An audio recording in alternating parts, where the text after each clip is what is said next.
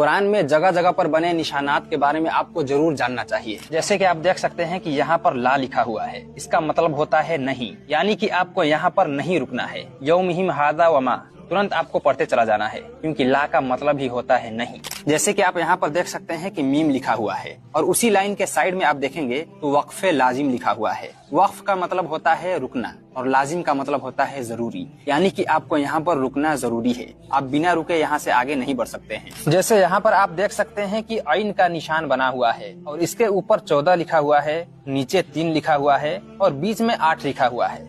ऐन का मतलब होता है रुकू। जहाँ जहाँ पर आपको ऐन दिखाई देगा तो समझ लीजिए कि वहाँ पर रुकू है। ऊपर में ये जो 14 लिखा हुआ है, इसका मतलब है कि ये इस सूरा का 14वां रुकू है।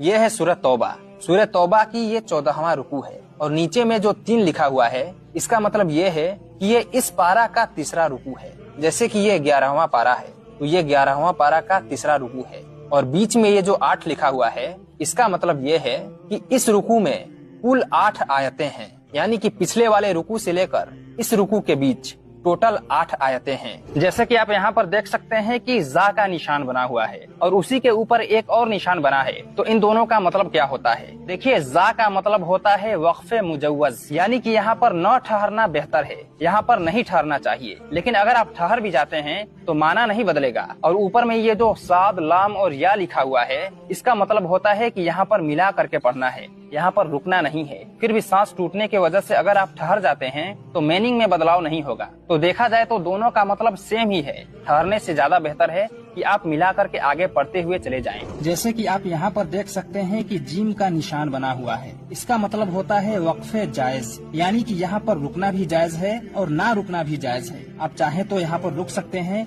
या नहीं भी रुक सकते हैं, लेकिन यहाँ पर रुकना ज्यादा बेहतर है। उसी के जस्ट नीचे आप देख सकते हैं कि यहाँ पर ता का निशान बना हुआ है, इसका मतलब होता है वक्फे मुतलक, यहाँ पर रुकना चाहिए। लेकिन यहाँ पर अभी बात पूरी नहीं हुई है। अल्लाह हमसे जो कहना चाहता है वो यहाँ पर पूरी नहीं हुई है, लेकिन यहाँ पर रुकना चाहिए। अगर आप यहाँ पर भी नहीं रुकते हैं तो आपको कोई गुनाह नहीं होगा, क्योंकि उसका मतलब चेंज नहीं होगा, लेकिन रुकना ज्यादा बेहतर है। इस वीडियो को और भी लोगों के पास जरूर शेयर कीजिएगा, ताकि आपके साथ साथ और भी लोगों को मालूम हो और मेरे साथ साथ आपको भी सवाब मिले। अगर कुरान का वीडियो आप शेयर नहीं करेंगे तो फिर क्या शेयर करेंगे?